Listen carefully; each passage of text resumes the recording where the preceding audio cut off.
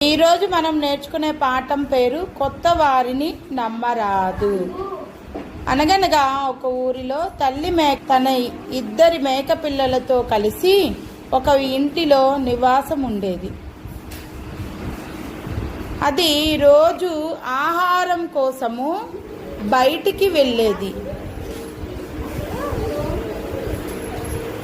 తన పిల్లలతోటి ఇలా అనేది, ఎవరు వచ్చినా సరే తలుపు తీయొద్దు, కొత్తవారు ఎవరు వచ్చినా సరే తలుపు తీయొద్దు అని చెప్పి ఆహారం కోసము బయటకి వెళ్ళేది.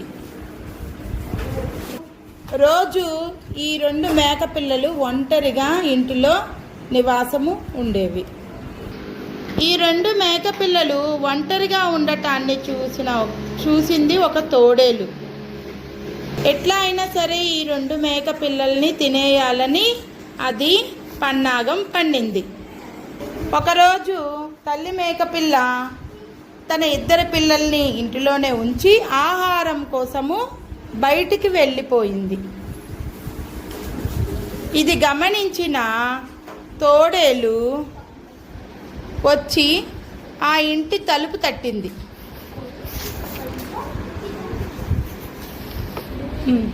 చిన్న మేకపిల్ల పెద్ద మేకపిల్ల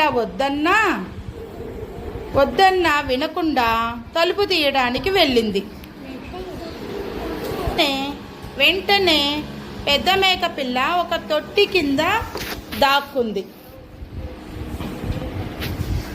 చిన్న మేకపిల్ల తలుపు తీయటానికి వెళ్ళి ఇంటి తలుపు తీసింది. తోడేలు తలుపు తీయంగానే చిన్న మేకపిల్ల మీదకు దూకి దానిని తినేసింది.